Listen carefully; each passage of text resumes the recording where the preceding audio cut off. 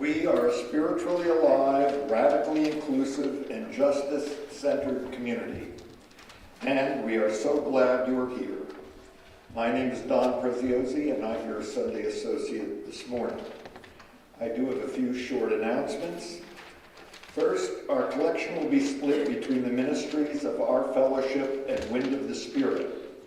You can give via text via www.muf.org,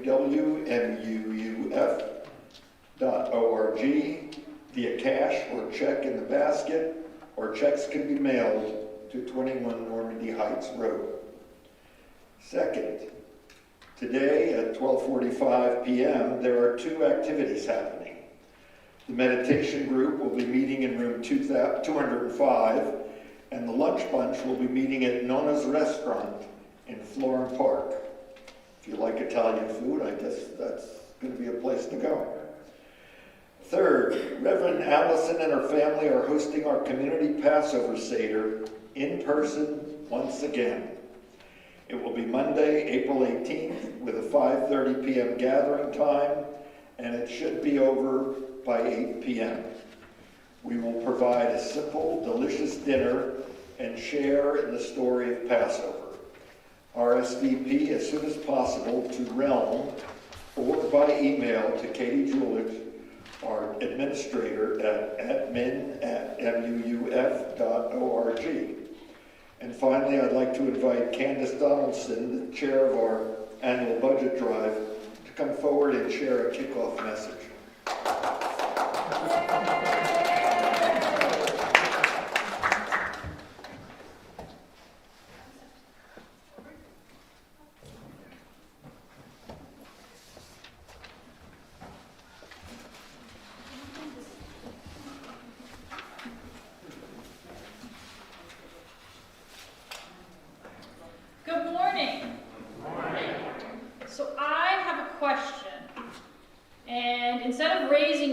You're going to have to clap, because if you raise your hands, I'm not going to know, and Shuba doesn't know how to tell me that yet. We're working on it. So, how many of you have an Apple Watch? Only a couple, apparently. How many of you would like to have an Apple Watch? Well, I have a way that might happen. So here's the deal. This year, the annual support drive is going to have a raffle for an Apple Watch. If you want to be in that raffle, you need to get your pledge for the annual support drive, which is our operating budget, in by May 1st. If your pledge is either you hand in your pledge card, you enter it in Realm, however you choose to do that, if it's in by May 1st, you'll get one entry. But I'm feeling generous today. So, If you get your pledge in today, before midnight, either in Realm or by returning your pledge card, which you can pick up after service in the Great Hall, you will get 2 chances to win. Okay, so get your pledge in today for 2 entries, by May 1st for 1. One of the questions that's always asked is, I thought I just pledged. And so what I want to make sure people understand is there's a difference between the annual support drive, which is what I'm talking about. This takes place every year, and the funds raised go towards our operating budget for the year. Okay?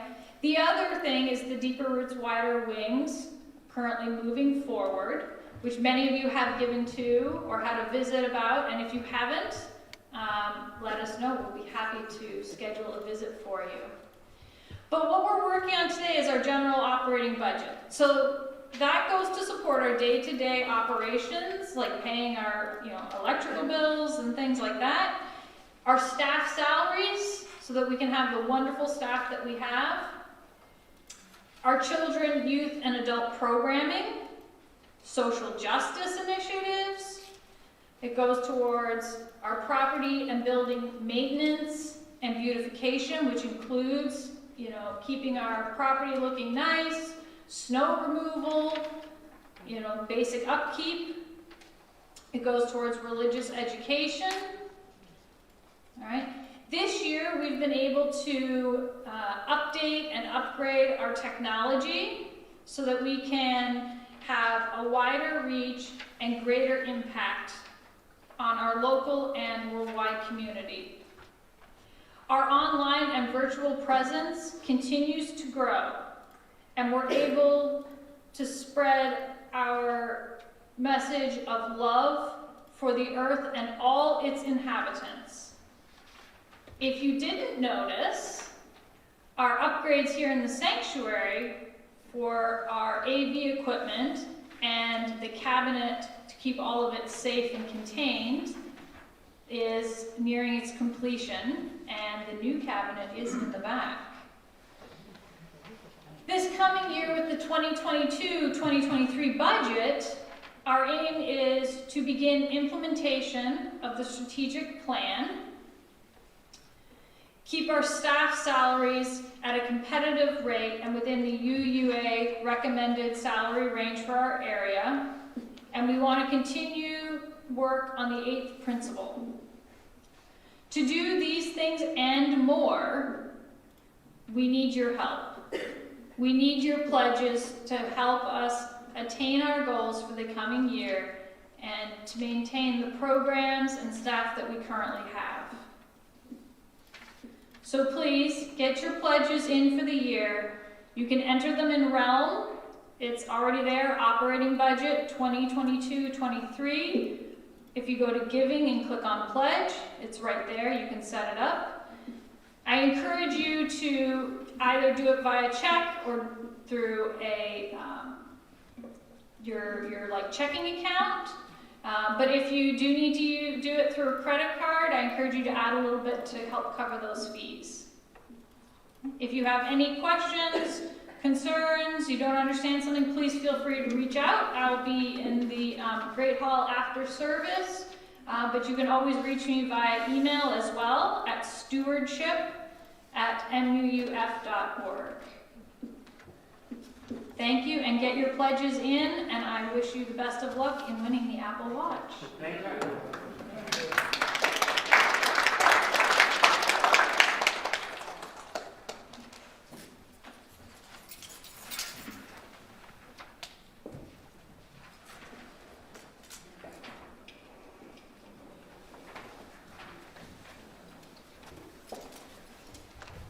Let us open our worship together by reciting the covenant.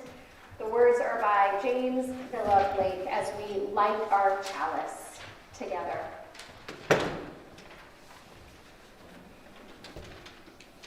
Love is the spirit of this fellowship, and service is its law. This is our great covenant, to dwell together in peace, to seek the truth in love, and to help one another.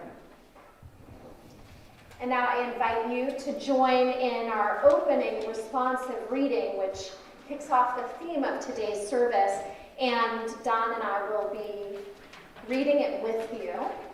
I invite this side of the room to read along with me the lines, the first lines, and then Don and this side of the room will read the italicized lines. The Body is Humankind by Norman Cousins. And I have a question for you. How many people live on the earth? Does anyone know the answer? 7 billion. 6 million. 6 million. It's even more, believe it or not. 6 billion. I think I heard someone say 8 billion. It's 7.9 billion. But you're not far off in the sense that even when this was written, it's kind of amazing. There were only 4 billion. Only 4 billion. But now we're going to replace the word 4 billion here with 8 billion. And it appears twice in the beginning and once more in the end. The body is humankind. I am a single cell in a body of 8 billion cells. The body is humankind. I am a single cell. My needs are individual, but they are not unique. I am interlocked with other human beings in the consequences of our actions, thoughts, and feelings. I will work for human unity and human peace, for a moral order in harmony with the order of the universe. Together we share the quest for a society of the whole, equal to our needs.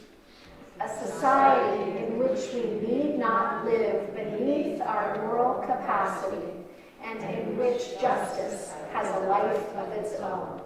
We are single cells in a body of 8 billion cells. The body is humankind. And now will you rise in body and or in spirit, and let us sing our opening song, 1028, The Fire of Commitment. When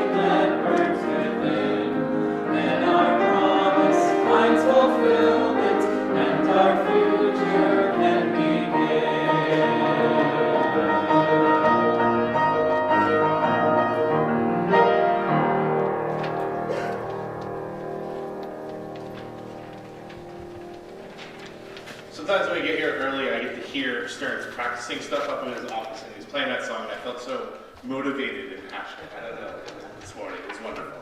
It's a great way to start the day.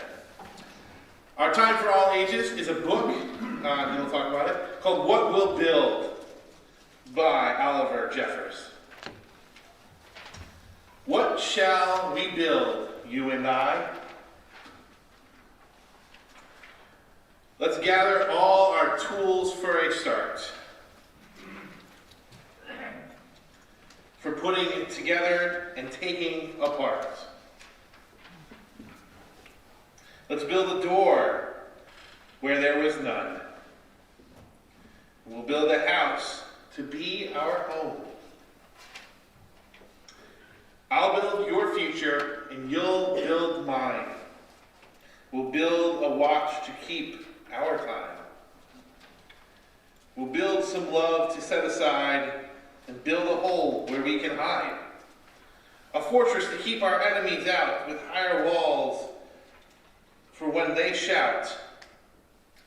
But you don't always lose and you don't always win. So we'll build a gate to let them in. We'll build a table to drink our tea and say, I'm sorry, me too, me three. We'll build a tower to watch the sky and watch worlds and other worlds that pass us by. Let's build a tunnel to anywhere. Let's build a road up to the moon. Let's build a comfy place to rest, for we'll be tired soon. We'll build a boat that can't be broken, that will not sink or be cracked open. The kids were big fans of the fist on the front of that this morning. A place to start when all is lost, to keep the things we love the most. We'll put these favorite things beside, to earlier love we set aside. I think that we may want them later, when times are hard and needs are greater. But first things first, we'll build a fire, for we've planned a lot and now we're tired. It'll keep us warm like when we were born. Then we'll say goodnight, as all's all right. These are the things we will build, you and I. We're starting our pledge drive, as you've already heard this week, and I spoke with the children and I speak with you. It's important that we build these things together, that nothing happens in its own little silo or isolated place. And so, as we ask you all for your money, and we also ask for your time and your talents. So many people have so much to give to build community together. The kids, I asked them what we were building together here, and they said community, and one of them said trust. And I think that was a beautiful little piece of that we are building those things together. So when we ask you for your money, it's not just to keep the lights on, though that is important, but it's to build this community together.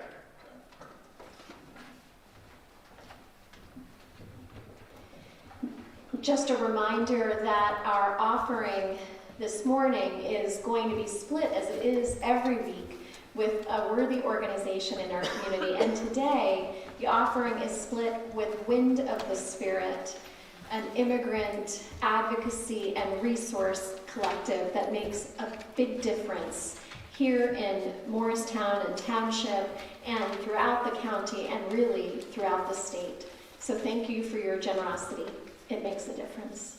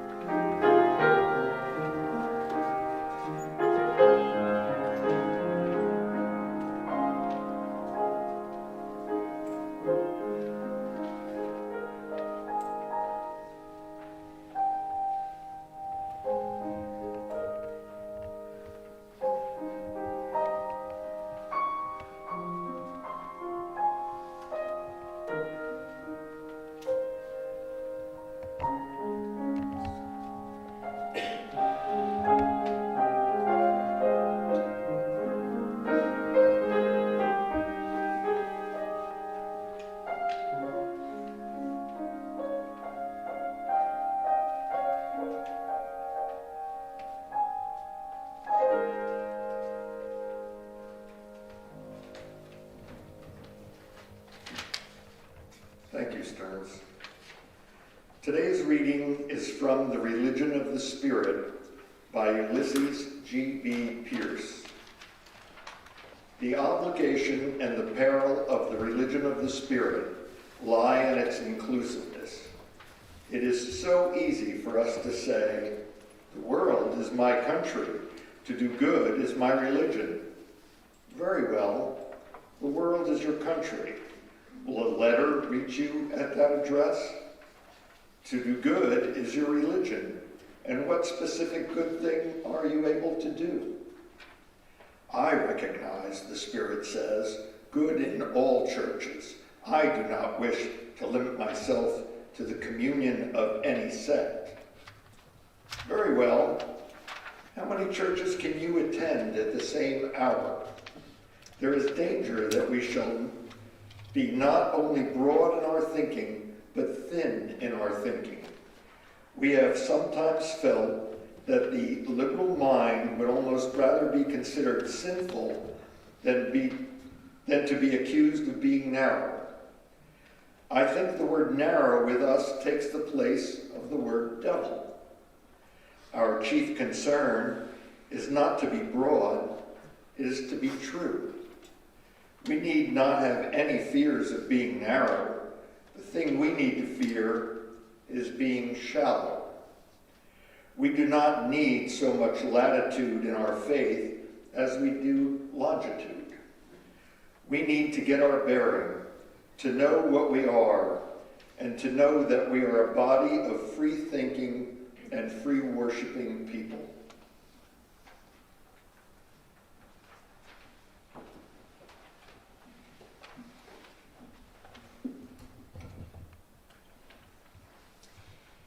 It is the time in our service where we honor the milestones, the joys and the sorrows and the transitions that have happened in the lives of our fellow congregants since we last met. The first I have to share is a joy, a great joy. Susie Hall has moved back to Morristown, and I'll share that Susie Hall is the daughter of Bill Hall and Sylvia Hall, Sylvia of blessed memory, and Bill and Sylvia joined the fellowship in 1955.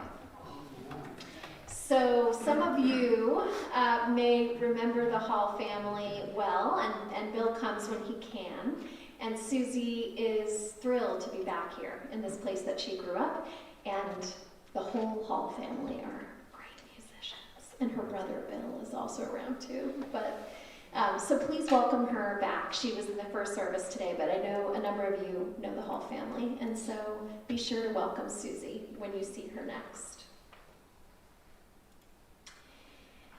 We have 2 milestone ceremonies coming up. You may remember very well that we lit a candle for Ilya Evans, who passed away from a horrible car accident at the young age of 31.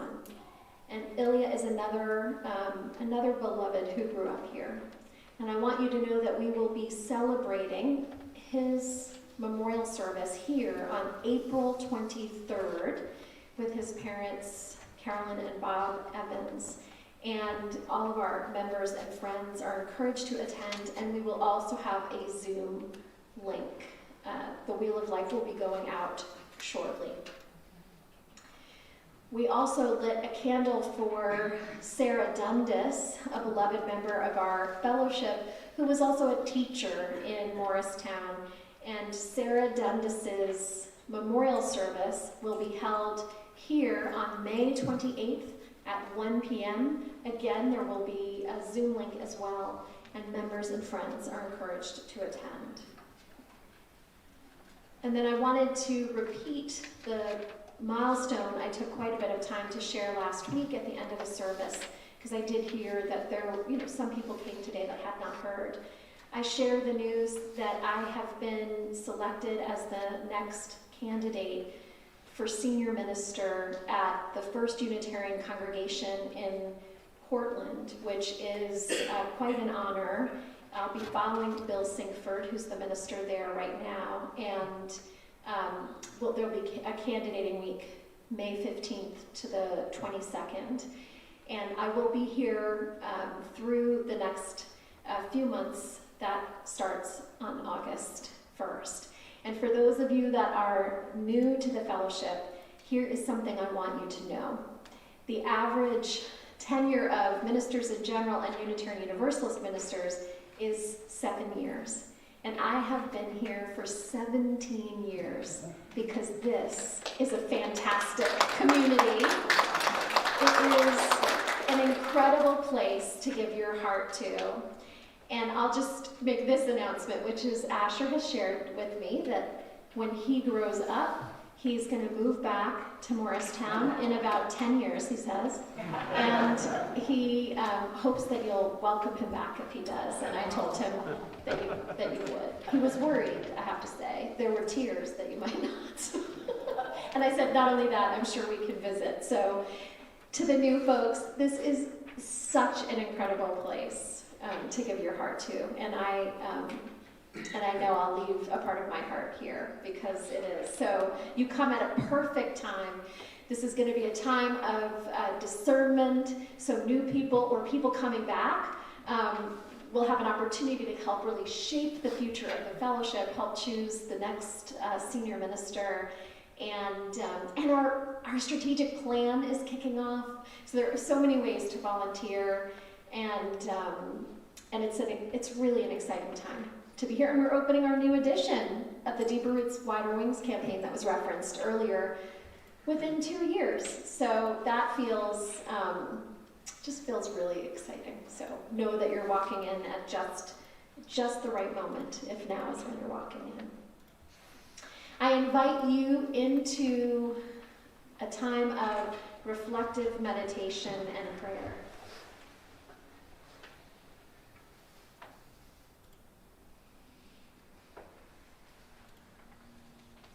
Spirit of life, Spirit of an abundant love, flow in us and through us and among us. Allow us to hear the whispers of the cloud of witnesses, those who had the courage and vision to launch the Morristown UU Fellowship, to create a home based on community and friendship and trust, and a love that excludes no one. Help all of us, though, not simply to rest on their laurels or to merely receive the gifts that we have inherited in this place, but rather in our own time, to labor in the fields here, to engage in the work of justice, to tend to the spiritual lives of our children, youth, and adults, to fashion a home that is beautiful and sacred, to extend our message online and around the globe to our everywhere members and friends who are here with us, all the way from Japan or in various parts of New Jersey. Help us to be a people of courage and vision who move forward, opening our hearts and our lives to what love asks of us today and in the future. Amen, and blessed be, and may it be so.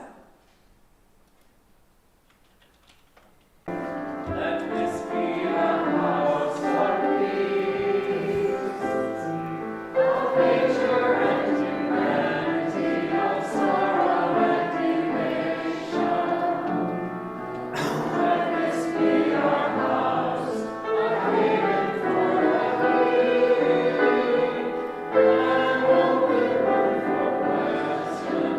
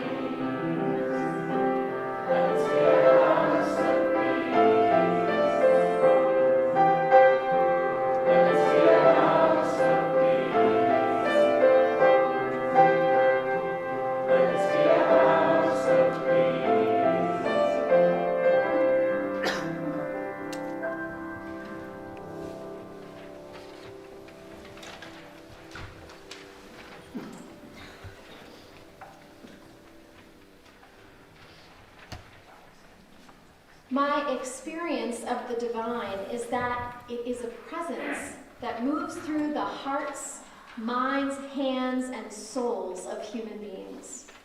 It is that which is greater than all, and yet present in each one of us.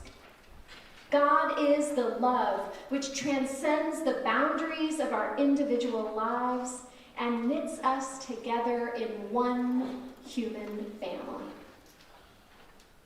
Or our moral conscience, if you prefer, is manifested in the love which transcends the boundaries of our individual lives and knits us together in one human family.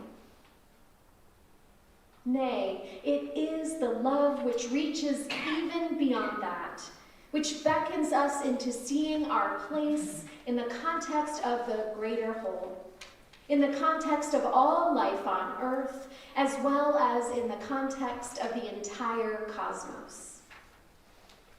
While I don't believe in a personified deity looking down upon us, intervening in our lives, God has had a human face, many human faces. While some might say, "There but for the grace of God go I would also use the phrase, "there but for human grace, generosity, and kindness go I." In both of these statements, I recognize that I am dependent or interdependent on many things or events or people which are out of my control. It is a recognition that I am here in part because of cherished moments of grace or generosity that I could never repay, and only hope that I can do the same for others. When we speak of moments of grace, we often mean those intervals in our lives when something completely surprising happens, a coincidence of fate, or an intentional action on the part of another that made a critical difference for us. This morning, I would like us to focus on the meaning of those intentional actions, those intentional gifts that we have given away freely, and at times with some risk to our own well-being, and the way in which our lives would be meaningless without those intentional gifts. These are the moments which help us to tap into the part of our hearts that might be worthy of the name divine, and yet allow us to live more fully into our humanity. If, as human beings, we are dependent and interdependent on the grace, generosity, and kindness of others, then others are also dependent and interdependent on the grace and generosity and kindness that we muster up for them. There exists, in some sense, invisible strings that attach each of us to one another. Unitarian Universalists call this the interdependent web of all existence, and it does go well beyond the human community. Here we have an example of attachments in a positive sense, the ones that are life-giving rather than the opposite. When we engage with the wisdom of Buddhist philosophy, we spend time reflecting on attachments that are negative, the ones that lead to greater suffering, and our task in that case is to learn to let go. But today, let us dwell on the attachments that we would seek to cultivate in a meaningful life. The following illustration might help. A man walks through Central Park on his way to work in his new pressed Brioni suit. He notices a small child flailing about in the boat pond. No one is around, and it is clear that this child might drown. Without pause, he leaps into the pond and pulls the child to safety with no thought of what might happen to him, with no thought of his new suit, and with no thought of what unpleasant results might happen from swimming in less than pristine water in New York City. It's clear that saving a child's life is an attachment well worth the cost of this new suit, and possibly even his health. Throughout our lives, we are faced with such choices, although many are not as obvious as this one.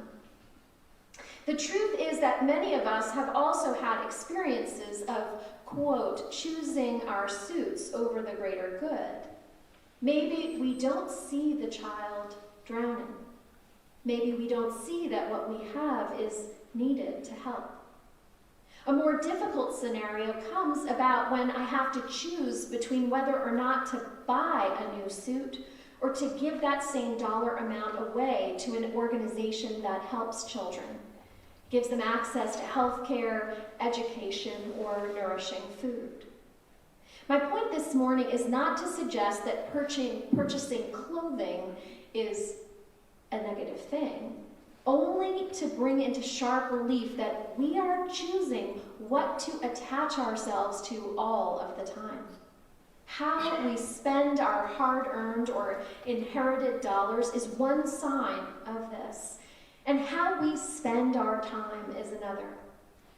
I have found that communities like the Morristown Unitarian Universalist Fellowship help me to be more discerning about when what I possess might be of service to another, when what I possess might even be healing or saving to another. Communities like our fellowship also teach me that I'm also the one in need of help and healing and saving at times. We all have the capacity for strength and generosity. We all have the qualities of vulnerability and need. I remember a couple of times in my life when I wasn't sure immediately what value to hold above another. When you think about it, our 8 principles sometimes compete. And sometimes it's not possible to make a choice where you can choose 2 at once. Sometimes you have to figure out which one you will follow. One year, I was serving as a volunteer, interning as a translator in Bellevue Hospital for French-speaking patients. Many of the patients that I worked with were from Africa or Haiti. One day, I was asked if I was willing to translate for a patient who was a recent immigrant from the Ivory Coast who had incurable tuberculosis. I would be provided with personal protective equipment, but they would understand that if, as a volunteer, I didn't want to take that risk. In some ways, this was the first immigrant justice work I engaged in this case, a matter of language justice, and patients having access to understand what was happening to them. The request did give me pause. Was it a reasonable risk for me as a volunteer to take for a stranger? I decided yes that day. But I think under somewhat different circumstances, I might have said no. For example, if the PPE didn't seem adequate, or if I had someone who was immunocompromised at home. And right now, during this pandemic, I think about how many healthcare workers have had to wrestle with these kinds of brave choices. As Brene Brown writes, we need to cultivate a balance of compassion and love for ourselves and for others. Today we are kicking off our annual pledge drive, or our annual resource drive. It's not just about financial gifts. We are invited to reflect on the gifts that we have to give away in service of this particular human community. Each of us possesses innate qualities, cultivated skills, and a certain amount of time that we can devote to sharing with this community. The creativity, the loving kindness, the courage that you offer each other and the world makes a difference. Each of us can make generous financial gifts according to our bounty to support the flourishing of this community, which is vibrant, regional, here in person on Normandy Heights Road and online. The financial generosity that you share with each other fuels our ability to live out our values together here and throughout our county and beyond. Our collective time, talent, and treasure co-create the Morristown Unitarian Universalist Fellowship. The congregation is not a building, although the building is an important vehicle that carries our community forward. The congregation is the gathered people and what we offer to each other and the world in service of love. And it has captured my family's attention. David and I, every year, have offered a generous gift to the annual pledge drive, and we're working on our third gift to the capital campaign. This is a place where all of us, where my family and yours, invests in relationship. The only certainty there is. If the pandemic has taught us nothing else, once again we have witnessed just how interdependent we are as human beings. None of us alone can build peace, promote health, alleviate hunger and homelessness, educate our children, develop spiritually, or unlock the myriad gifts of love. We can only do this in community and with particular communities. As the Unitarian minister Ulysses Pierce, who was once the chaplain of the Senate and the minister at All Souls in D.C., wrote in our reading this morning, we need to ground our good actions in specific communities of practice. Otherwise, the idea of doing good is a meaningless abstraction. This is the place where you and I turn loving kindness from an abstract virtue to a lived reality. This is the community with whom we practice taking risks together to build the beloved community, where we don't hoard power and treasure, but rather practice sharing them with one another and discovering together that another world is possible, one that is built on embodying an ethic of risking what we have for the sake of love and liberation, for the sake of what we can become. You might have heard the story of a very wealthy man at an annual pledge drive.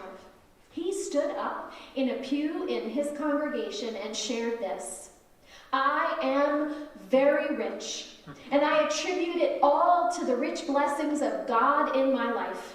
I remember when all I had in the world was $100, and I knew that I had to give it away to the work of this congregation, to God's work, or to nothing at all.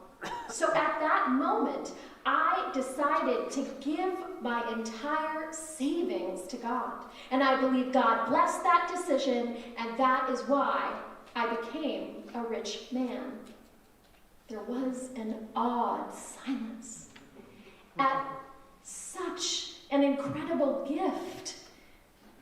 But then a wise older woman sitting right next to him in the pew said loudly, "I dare you to do it again." Okay, I'm not suggesting that you risk everything you have. Let me clarify. This is the time of year we are asked to give away a generous portion of what we have for the sake of what we can co-create together. As you have often heard me say, you are invited to give until it feels good and generous for your circumstances. We need gifts of time, talent, and treasure at every level of giving. And I promise you, when it comes time for our Board of Trustees members to consider cuts, large cuts and small cuts are both painful. The gift you have to offer of time, talent, and treasure makes a difference. And if you're here for the first time or you've just come back again, we're not inviting people who walk right through the doors on our annual pledge drive kickoff to fill out a pledge card on the first day, unless you're enticed by an Apple Watch, I guess. You know, I wouldn't want them to be denied the lottery opportunity, but no. And if you are here for the first time this morning, let me share this with you. This congregation is creative and generous. We have teachers who volunteer with our children practically every Sunday, whether on Zoom or in person. And I'll lift up one example: Tim Davis, one of our youth advisors. We have volunteers who share their building project management professional skills to help lower the cost of all the vast improvements that we have made on our property over the last few years. And I'll name Sandra Persichetti, a relative newcomer, and I'll name Helene Firm, a longtime member. We have people who will show up when you need a ride to the doctor or a meal prepared with love or a call to cheer you up any day of the week. And I'll lift up Lori McGeorge and Diane Marks, the nurse who never gets tired. Did I mention this is an annual resource drive, not just a pledge drive? If you'd like to join the caring team, definitely see Diane after this service. Definitely consider saying yes to that. We have members who are devoted to the path of countering oppression, caring for the earth, and helping all of us to learn and grow and become agents of change. I'll lift up Judy Romano for our 8th Principal Task Force, one of our youth, Miles Gorman, who bicycles downtown to witness for climate justice in the sunshine, in the sleet, and in the rain. And I'll mention Carol Ruiz, who is a leader of Wind of the Spirit, the immigrant justice and advocacy collective that we are including in our collection today. And I'll mention the many, many members who have devoted their time and talent and treasure to ensuring that we have a vibrant worship program. Beth Wilson, I'll mention you. Beth Wilson has offered her service to the musical life of our fellowship with great love, serving at times as volunteer staff. And we have people who consider the fellowship as they would a member of their family and include us in their financial planning as part of their monthly bills, as part of their home improvement projects, and at the end of life in their wills. The generosity of this people has shaped and reshaped the landscape of Morris County into one that is more just and healing. In the story that Nick shared with us at the beginning, the building project begins with a house with a doorway. We have built a mansion with open doors that excludes none from love. We have, when you think about a gated community, we have a gate that doesn't even close. And we are asking ourselves how to grow to be more inclusive so that more people might be able to connect with the healing salve of our message and our people. A community built on trust, on generosity, on sharing, on life-affirming choices. Every week, and really every day, we gather here and online, engaging in the project of a lifetime, cultivating a community that changes lives through the transforming power of love. So join us and give of your time, talent, and treasure to this worthy community. Give, most importantly, your presence and your heart. For together, we are the fellowship. May it be so. And blessed be one and all. Will you rise as you are able and sing with full spirits our congregation's theme song, written by Betsy Burr, We Are the River. This could be a great song for really any congregation. And I think I'm thinking of the story of the 27 people that once bought this building and imagined a vibrant congregation like we are today. We started out today. We did. And now we're the river.